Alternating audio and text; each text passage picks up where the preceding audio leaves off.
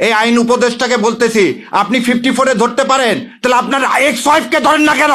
সে মৃত্যুদণ্ড ঘোষণা করতেছে আমাদের, আপনার কানে ঢোকে না? বেঈমান কোথাকার, হাতির রক্তের সাথে বেঈমানি করে আপনি 54 প্রয়োগ করে আবার সেই কি করতেছেন, দাড়ি টুপি আলাদা ধরতেছেন।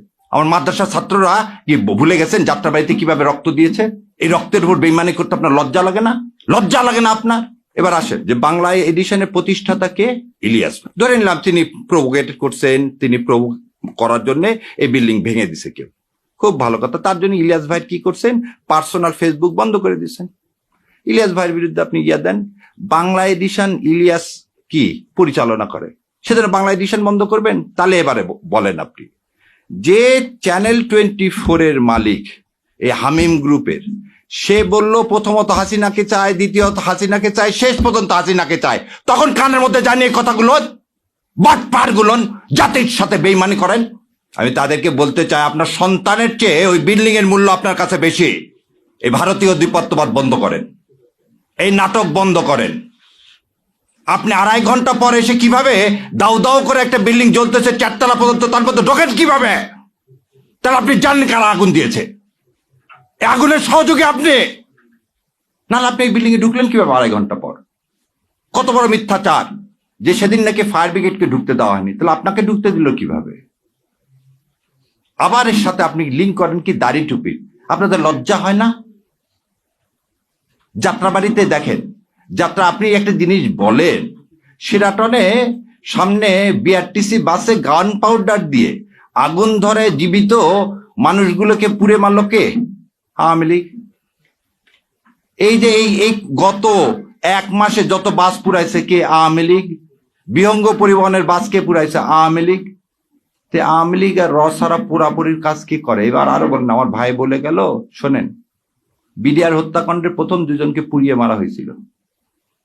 বিডিআর হত্যাকাণ্ড করে পিলখানায় প্রথম 2টা ডেড বডিকে পুড়িয়ে ফেলে দেওয়া হয়েছিল।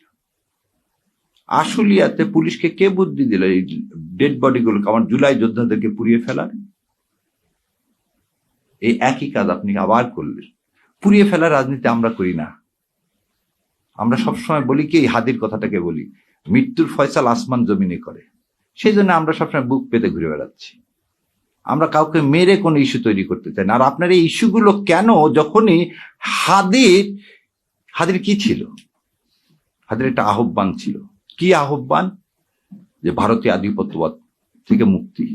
সেটাকে এই নুরুল কবির সাহেব কি বলেন, উনি ধর্মভিত্তিক কি দেশ, ধর্মভিত্তিক শাসন ব্যবস্থা কায়েম করতে চান।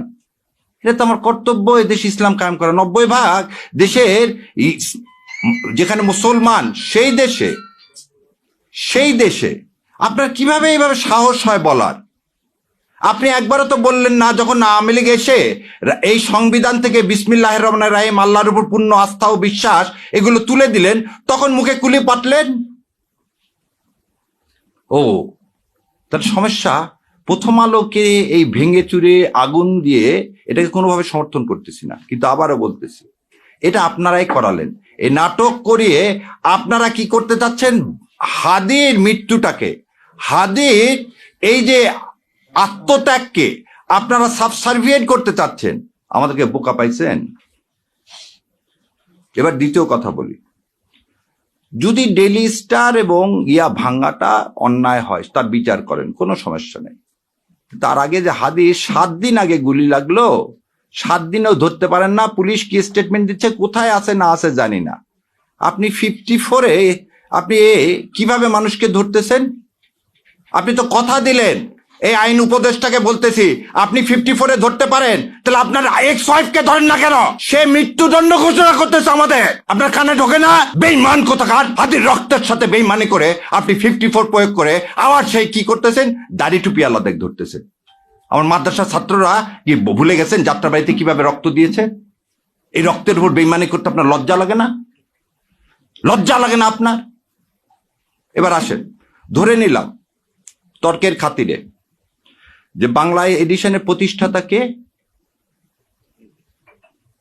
ইলিয়াস ভাই। ধরে নিলাম তিনি প্রভোকেটেড করছেন, তিনি করার জন্য এই বিল্ডিং ভেঙে দিছে কেউ, খুব ভালো কথা। তার জন্য ইলিয়াস ভাই কি করছেন, পার্সোনাল ফেসবুক বন্ধ করে দিচ্ছেন।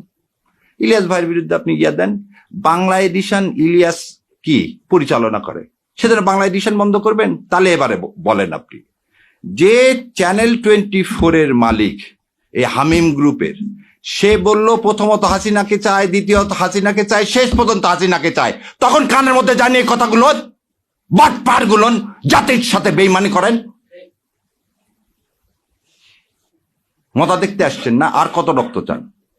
লজ্জা লাগে না নিজের সন্তানদের এইভাবে বিলীন করে দিতে, দেশের সার্বভৌমত্ব বিলীন করে দিতে? তাহলে যখন যমুনা টিভিতে আমি প্রতিবাদ করলাম তখন খুব গায়ে লেগে গেল না, ফসকে লেগে গেল না? যমুনা টিভির মালিককে এখন এত কিছু করতে পারেন 54-এ, জাতীয় পার্টিকে নিষিদ্ধ করতে পারেন না? যে জাতীয় পার্টি গত 3 বার এই আওয়ামী লীগ এই ভারতীয় আধিপত্যবাদকে সমর্থন করছেন, কিভাবে দেখেন? তার চেয়ারম্যান ইন্ডিয়া থেকে এসে বলে কি ইন্ডিয়ার অনুমতি ছাড়া আমি কিছু বলতে পারবো না। ভুলে গেছেন আপনারা? এই হচ্ছে স্বাধীন নাগরিক, এই হচ্ছে স্বাধীন দেশ। আজকে বাংলাদেশের হাই কমিশন শিলিগুড়িতে আক্রান্ত, কলকাতায় আক্রান্ত, দিল্লিতে আক্রান্ত, বোম্বেতে আক্রান্ত। কোথায় আপনারা সাংবাদিকরা তো এই আক্রান্তের বিরুদ্ধে সম্মেলন ডাকতেছেন না? আজ আমার দেশ, আমার সার্বভৌমত্ব আক্রান্ত কার দ্বারা? ইন্ডিয়ার দ্বারা। আরো কত মিথ্যাচার। একটা শোনেন, জ্ঞান পাপী কাকে বলা হয়? যে জেনে শুনে মিথ্যা কথা বলে, যে জেনে শুনে মিথ্যা কথা বলে। মাহফুজ ইনাম সাহেব বললেন 53 বছরে কোনো প্রতিষ্ঠানে আগুন দেওয়া হয়নি। তাহলে উনি অন্ধ, নাহলে ওনার চশমা ছিল না যেদিন নয়াদিগন্তে আগুন দিছে 12 বছর আগে? তাহলে মিথ্যাচার, যা রক্তের মধ্যে মিথ্যাচার, মুনাফেক সে আমাকে মুনাফেক বলতেছে। এটা তো আপনাকে অ্যাডমিটেড প্রমাণ দেখালাম, হঠাৎ করে আপনাদের এত মাথার ব্যথা হলো কেন? জামাত ইসলাম ক্ষমতা আসবে কি আসবে না, ক্ষমতা যাওয়ার মালিক হচ্ছে আল্লাহ। তা আপনারা ক্ষমতা বলতেছেন, বিএনপি চলে আসছে। গতকালকেও দেখি এই ওর নাম কি হলো, আমেরিকা থেকে বসে থেকে ঠিকানার উনি বলেই দিলেন বিএনপি আসতেছে ক্ষমতায়, তাহলে এখন জামাতের কি হবে? আরে ভাই, বিএনপি যদি ক্ষমতায় আসে তাহলে ভোট টোট করার দরকার কি? দিয়ে দেন না, দিয়ে তো দিছেন, 1.5 বছরে তো দিছেন, 1.5 বছরে তো দিয়ে দিলেন।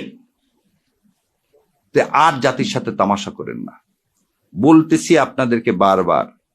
শেষ রক্তবিন্দু থাকা পর্যন্ত এই ভারতীয় আধিপত্যবাদের বিরুদ্ধে যুদ্ধ করে যাব ইনশাল্লাহ। আর এই ন্যারেটিভ আর প্রথম আলো আর ডেলি স্টারের এই ন্যারেটিভ আর ইনশাল্লাহ দেশে বাস্তবায়ন করতে দিব না। সেই জন্যই বলছি, দেখেন আপনাকে বলি, এই চ্যানেল আইতে যা আমি নিজে বন্ধ করে দিচ্ছি। কেন? যেদিন থেকে সোমাকে নিয়ে আসছে, যেখানে ভারতে আধিপত্যবাদ নিয়ে আসবেন আমাদের কণ্ঠ বন্ধ করবেন, করতে পারবেন না ইনশাল্লাহ। আল্লাহ আপনাদের কান পর্যন্ত পৌঁছায় দেওয়ার ব্যবস্থা করবে। কি হয়েছে আপনাদের টিভি আমরা বর্জন করলে? যেখানে যেখানে ভারতে আধিপত্যবাদ দেখি আমি সেখানে সেখানে যাওয়া বন্ধ করে দিচ্ছি। আমাদের কথা হচ্ছে আমাদের আদর্শের সাথে লড়তে হবে, এবং সেই আদর্শটা আমরা যে পুরাবো না। আমরা আমাদের কথা বলে দেবো, যেখানে পছন্দ হবে না ভাই সেখানে দেবো। আর পুরানার রাজনীতি করে ভারত, এবং ভারতের দালাল হচ্ছে প্রথম আলো। শোনেন, একটা জিনিস শেষ করে দিচ্ছি, যার শত্রু ভারত তার আর কোনো শত্রুর দরকার নাই। যার শত্রু ভারত তার আর শত্রুর দরকার নাই। আর যার বন্ধু ভারত তার আর মৃত্যুর বেশি দিন নাই। তাই আমি জানি না আমার বিএনপির ভাইরা এই আনন্দবাজার পত্রিকার তারা বিবৃতি দিয়ে জানাবেন। যদি বিবৃতি দিয়ে না জানান, আপনাদের মাধ্যমে জাতির কাছে বলে যাচ্ছি, বিএনপির তার মৃত্যু সন্নিকটে। যদি ওই তথ্য সত্য হয়, আপনি ভারতের কাছে দস্তখত দিয়ে যদি দেশে আসেন, তাহলে আপনার মৃত্যুর সন্নিকটে।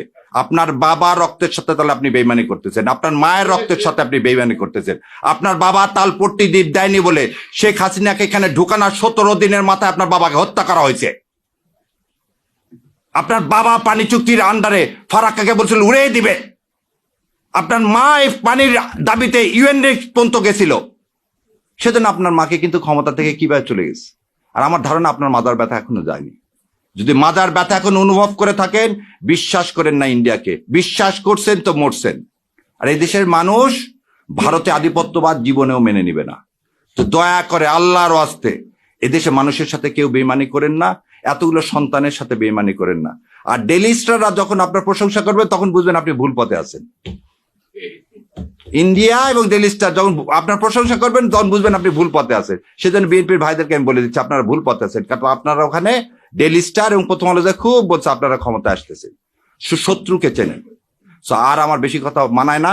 আমার শ্রদ্ধেয় শিক্ষক এখানে উপস্থিত আছেন, আপনারা আমাদের জন্য দোয়া করবেন। আর অন্তরের অন্তঃস্থল থেকে সাংবাদিক ভাই আপনাদেরও দায়িত্ব আছে, দয়া করে এই মিথ্যাগুলোকে আপনারাও বলেন যে একটা লোক একটা বিল্ডিং আগুন লাগলো, সে ঢুকলো কিভাবে, বেরোলো কিভাবে, আর সে কিভাবে বলে যে সাংবাদিক পুড়িয়ে মেরে ফেলে দেওয়ার ষড়যন্ত্র হয়েছে।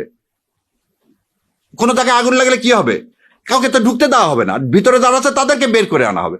উনি কি ডাক্তার? উনি কি ফার্স্ট এইডার? না উনি ফায়ার ব্রিগেডে জয়েন করছে? সো এর থেকেই বোঝা যায় এটা কত পরিকল্পিত, কত সুপরিকল্পিত। এর জন্য ধিক্কার জানাই। আর সর্বশেষে বাংলা এডিশন যদি বন্ধ করেন, আর যদি আপনি চ্যানেল 24, চ্যানেল আই, এই যমুনা, এগুলোর লাইসেন্স যদি বন্ধ না করেন, প্রথম আলো আর ডেইলি স্টারের যদি আপনি লাইসেন্স বন্ধ না করেন, তাহলে দয়া করে এই ভণ্ডামো বাদ দেন। গদিতে যেমন আমরা বসাতে জানি, ধাক্কা দিয়ে ফেলাতেও জানি। তো ইনশাল্লাহ আল্লাহ আমাদের সে তৌফিক দেখ সৎ কথা বলার এবং সৎ পথে চলার। আমিন। আসসালামু আলাইকুম রহমতুল্লাহ।